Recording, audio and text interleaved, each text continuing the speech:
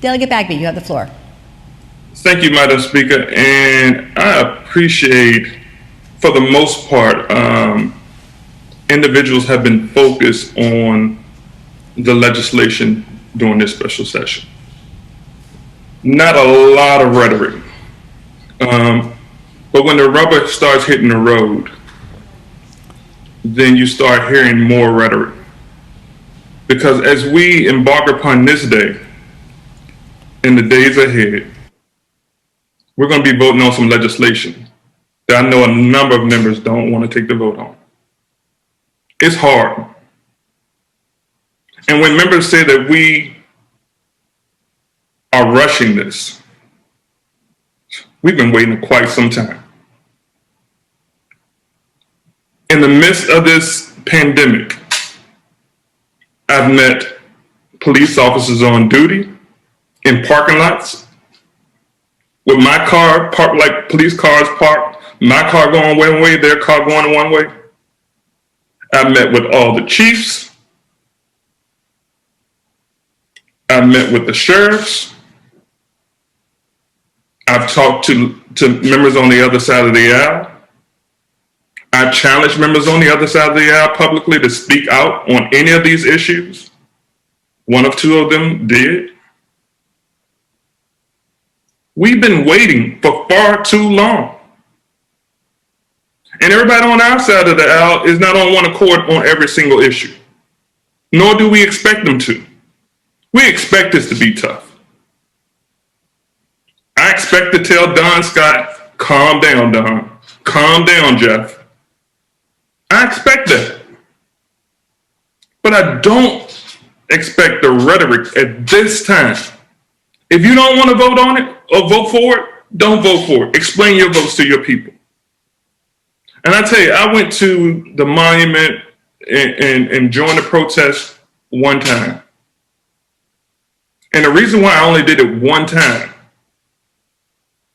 because the people didn't put me in this position to play with their emotions and offer them false promises and give them false hope. And I know folks have beat up on the mayor and beat up on the governor, but they put me in rooms with individuals that are fighting, peaceful protesters, that are fighting to move the ball forward, to make this a more equitable justice system.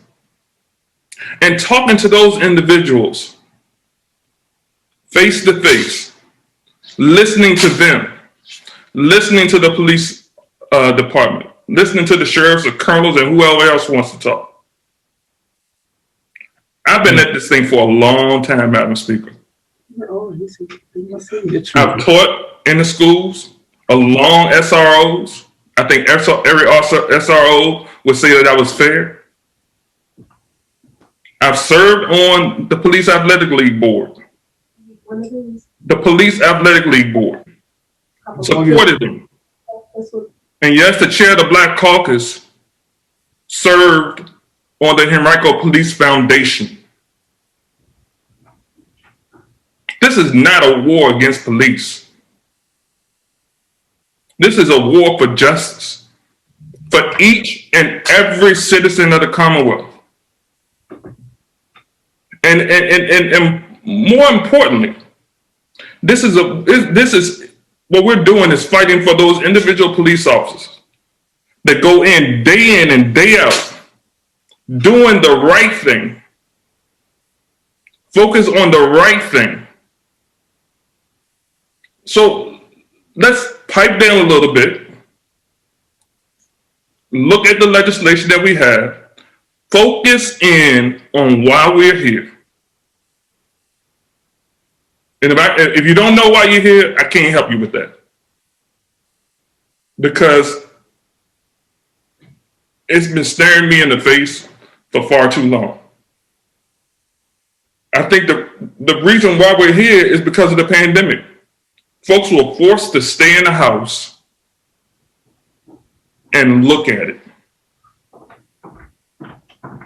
Any other time, and I think Delegate McQuinn mentioned it the other day, It wasn't recorded. You didn't see it. But the fact that you have to sit there and look at it over and over and over again, that's what forced people to go out to the streets. That's what forced legislators to say, okay, we didn't give it a fair shot in last session, or the session before that, or the 20 sessions before that.